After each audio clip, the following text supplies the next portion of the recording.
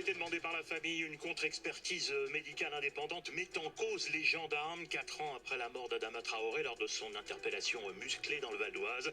Le plaquage ventral mené par les forces de l'ordre est à l'origine de la mort du jeune homme.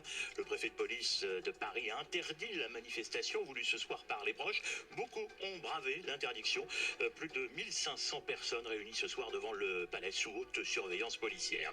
Les derniers chiffres du coronavirus, ce soir, 107 décès supplémentaires en 24 heures. Les données fournies par les EHPAD ont été ajoutées, elles n'avaient pas été réactualisées depuis 3 jours maintenant. Le virus circule moins vite en France, mais il n'a pas disparu. Nouvelle illustration, 30 cas de Covid découverts parmi des travailleurs saisonniers agricoles dans les Bouches-du-Rhône, des saisonniers venus d'Espagne.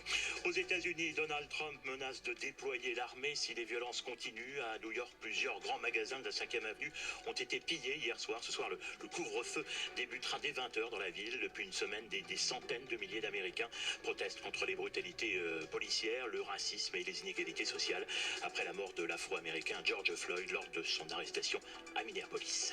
France Info. Et tout est plus clair.